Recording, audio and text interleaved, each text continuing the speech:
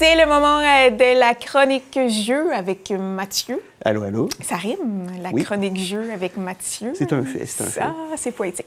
Donc, Mathieu, tu débarques cette fois-ci avec ce qu'on pourrait dire une entrée de gamme dans un autre univers de jeu. Oui, dans le fond, on explique ce qu'on entend par entrée de gamme en tant que tel. C'est qu'en fait, c'est pas que c'est cheap ou quoi que ce soit. Non. Simplement, c'est que imaginez que bon, t'es tanné de ton Uno, t'es tanné de ton Monopoly, des jeux classiques que tout le monde connaît. tout le monde connaît. Mais tu veux t'initier aux jeux de société, mais tu veux pas non plus que ce soit trop lourd. Ben, en fait, trop compliqué et trop long. Exactement. Puis tu veux pas lire des règles pendant des heures, puis tu veux maîtriser le jeu relativement facilement. Puis, ben écoute, les trois que j'ai amenés ici sont parfaitement appropriés pour ça. De là, des jeux d'entrée de gamme. Exactement. Donc là, on peut commencer avec le Splendor. Oui. Splendor, lui, dans le fond, ça va être un petit jeu de ressources, mais en fait, ça va être un jeu d'optimisation en même temps. OK. Donc déjà, c'est un jeu qui est compétitif, donc il n'y a qu'un gagnant à la fin. Puis le but du jeu, c'est de cumuler le plus de points de victoire possible. Puis là, comment on cumule les points de victoire? C'est principalement en acquérant des cartes. On a des mines, en fait, à ce moment-là. C'est des mots. Mettons, je vais vous présenter un exemple. Un qui a les fameuses points de victoire dessus. Voilà un exemple. Par exemple, si on a cette mine-là, ben, tu vois, ça, c'est une mine de diamant qui vaut 1 point de victoire. Mais pour l'acquérir, il te faudra 4 émeraudes. Puis les émeraudes, c'est la monnaie que nous avons ici. Parce qu'on a différentes pierres précieuses comme monnaie. Oui. Puis dans le fond, c'est pas compliqué, c'est qu'on va devoir, il y a 3 niveaux de cartes, toujours comme il va y avoir le niveau 1, il va y avoir le niveau 2, puis il va y avoir aussi le niveau 3. On les mélange toutes, là? Oui, ben en fait, on va les étaler sur la table. Écoute, je pense que c'était si je ne veux pas dire de bêtises, mais je pense que c'était on en mettait 4, on avait 3 rangées. Puis le niveau 1, niveau 2, niveau 3. Puis ça, pourquoi il y a des différences de niveau? C'est parce que c'est des questions de facilité. Parce qu'en fait, au niveau 1, ben, ça ne coûte pas grand-chose les acquérir. Par contre, rendu au niveau 2, puis 3, ça coûte plus cher. Voilà. Oui. Puis là, pourquoi on fait tout ça? Comme je dis, c'est accumuler des points de victoire. Puis là, dans le jeu, c'est très simple. C'est que nos mines, comme on dit, elles coûtent quelque chose. Fait que tes actions dans ton tour, c'est assez simple. Tu peux, si tu veux, réserver une carte puis la mettre devant toi.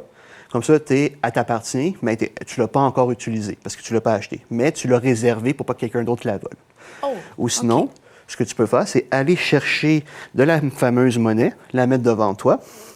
Et sinon, l'autre option, c'est de dépenser tes fameuses pierres précieuses pour acquérir une mine. Oui, puis là, une fois que tu as tes mines, mais en fait, ce qui est intéressant, c'est que tu as un effet d'optimisation, comme je parlais. Je m'explique. Nous prenons comme la mine, justement, de diamant de tantôt. Bien là, si par exemple, là, on va en trouver une très rapidement. Bon, bien, celle-ci, par exemple, tu vois, cette mine d'émeraude, elle te coûterait 3 diamants, 5 diamants. Cher, ça commence à être cher. Mais justement, ce qui est intéressant, chaque mine d'une ressource que tu possèdes, là, en l'occurrence, c'est le diamant, va coûter moins cher. Fait que si tu possédais une mine de diamants, au lieu de te coûter 5, ça te coûte 4. Fait que là, ce qui est intéressant, c'est que oui, au début, tu dépenses beaucoup de minéraux pour acheter des mines, mais à un moment donné, c'est que les cartes deviennent presque gratuites. Fait que tu peux en acquérir plusieurs. Puis là, à ce moment-là, tu dis, OK, je vais acquérir celle-là. Le tour d'après, je vais prendre celle-là. Je vais dépenser 1 pour celle-ci. J'accumule des points de victoire. Donc, ça va être pas mal sur le principe. Et quand il n'y a plus de minéraux, j'imagine que en c'est fait, là que ça ce qui arrive, termine. Parce qu'il me semble qu'il n'y en a pas tant que ça au prix non, que ça mais c'est coûte. ça, mais c'est ça qui est intéressant, c'est qu'en fait, ce que tu as pris, il faut que tu le remettes à la banque après. Fait que tu peux des fois, genre dire, OK, j'ai pas trop de rubis, mais je vais acheter des cartes qui sont des mines de rubis. Fait que comme ça, au moins, je peux compenser derrière. Puis là, le petit dernier élément, c'est un petit bonus. Vous avez les seigneurs que l'on peut acquérir. Dans le fond, ils valent tous 3 points de victoire chacun. Puis simplement que dès que tu as 3 mines d'obsidienne, 3 mines de rubis, puis 3 mines de diamants, il t'appartient, tout simplement. Fait que ça fait des petits points de victoire en plus. Le guerrier t'appartient? Oui, il va t'appartenir. Oui, c'est ça. C'est des seigneurs, ils veulent des richesses. Exactement. Fait que dès que tu as ce que tu veux, on entre dans l'univers de... Et voilà. Voilà, donc Splendor. C'était le Splendor, Je cherchais dans quel univers on rentrait. Écoute, j'ai l'impression... On est Renaissance, oui, c'est ça, exactement. Si on se fie à la boîte, c'est ça. Avec les minéraux, en plus. Et donc là... je vais mettre ça de côté. On va passer... Oui, alors, il y a bien des pièces à serrer. Oui, il y a beaucoup de pièces. Il y en a eu beaucoup à déballer avant la chronique ici. Donc là, Le Century. Century. OK, le Century. Une belle boîte, je trouve. Oui, écoute, thématique encore une fois... j'allais dire, on peut peut-être dire à l'époque Renaissance et compagnie, en fait.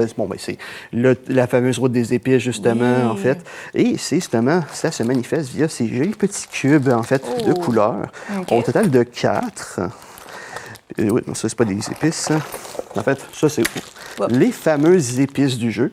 C'est les épices. Oui. Voilà. Puis dans le fond, c'est pas compliqué. C'est un jeu de ressources ici, où est-ce qu'on doit, en fait, acquérir des épices, en transformer, parce que le but final étant d'acquérir ces cartes de points de victoire. OK. Comme là, je sais pas si on le voit bien. Là, dans le fond, grosso modo, ça vaut un 7 points. Mais là, si tu veux l'acquérir, il te faudra 3 épices jaunes puis 2 rouges. Puis comment tu vas faire pour procéder avoir des épices? Oui, mais tu J'ai vas vu jouer... les petits bols, là, par exemple. Ouais, les tu petits nous bols, as pas montré les petits bols. c'est pour mettre les épices, mais bon, c'est pas la fin du monde, là. Ben non, on aime ça. Ouais. Puis là, j'allais On aime dire... ça, des cossins. Ouais, écoute... Puis là, Donc, tu mets tes épices dans tes petits bols. Oui, tu mets tes épices dans tes petits bols. Puis là, en fait, dans le fond, tu as ton petit plateau que... je les ai dessus ici. Ils sont bien cachés. Ah non, les plateaux... Non, ben, ce ne sera pas une prochaine fois. Mais dans le fond, c'est que grosso modo, c'est que tu vas pouvoir jouer des cartes de ta main. Allez, voilà, les fameux plateaux sur lesquels tu stockes ton épice. Tu as un maximum de dizaines que tu peux avoir. Puis tu ne peux pas en avoir trop, parce qu'ils veulent éviter l'accumulation. OK. Bien, c'est pas compliqué. Tu vas pouvoir jouer des cartes de ta main qui, en fait, vont faire des effets. Comme celle-ci, bien, elle permet de te produire 2 jaunes d'un coup. Puis là, ce qui est intéressant, c'est que l'épice jaune, c'est l'épice de base. Parce qu'en fait, tu as une autre action qui est de transformer. Fait que tu transformes tes épices pour les faire évoluer. Comme, mettons, tu passes du jaune au vert, du vert au rouge, et tu passes du rouge au brun. Puis dans le fond, pourquoi on fait tout ça? Comme on disait, c'est avec les cartes, justement, de victoire, parce que des fois, elle vaut 12, mais tu as besoin de 2 bruns, puis de 2 verts, puis d'un rouge. Fait que là, tu vas jouer tes cartes de ta main pour créer des épices, en transformer certaines, et tout, et tout. OK. Oui, puis tu as des cartes, des fois, qui vont dire, OK, tu sacrifies une de tes épices brunes pour produire 5 jaunes, mettons. Fait que tu jongles avec tout ça. Puis tout le monde fait la même chose pendant ce temps-là. Puis on a aussi des cartes qu'on pourra acquérir supplémentaires pour faire encore plus d'actions. Fait que on essaye de jouer nos cartes, produire des épices, en transformer et acquérir des points de victoire.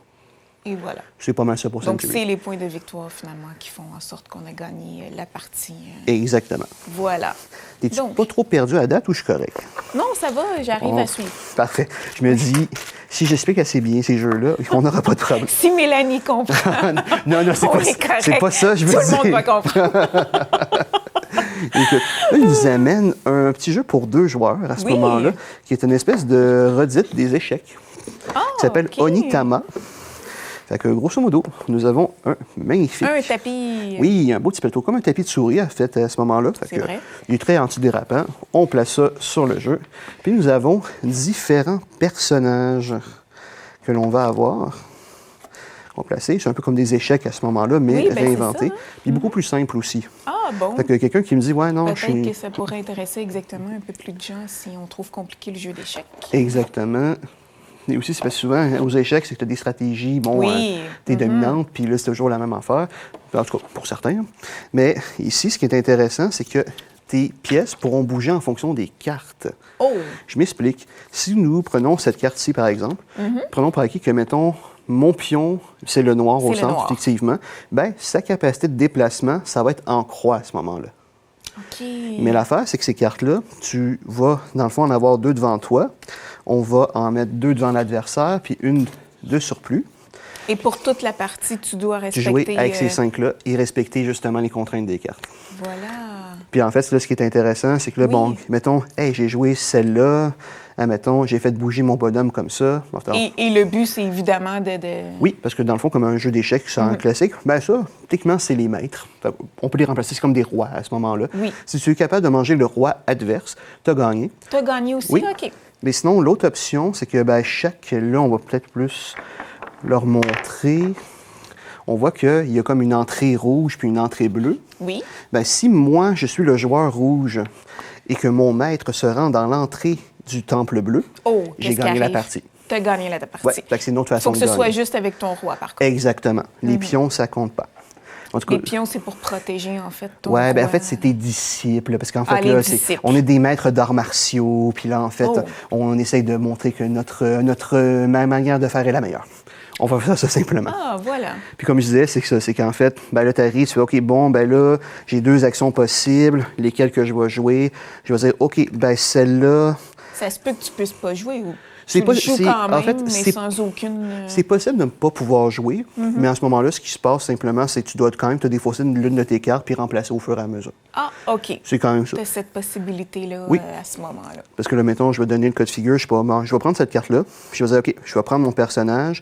Là, on s'entend, je peux pas reculer vraiment, parce que, bon, on est au début du jeu. Tu vas être des montagnes. Ouais, c'est tout compliqué, là.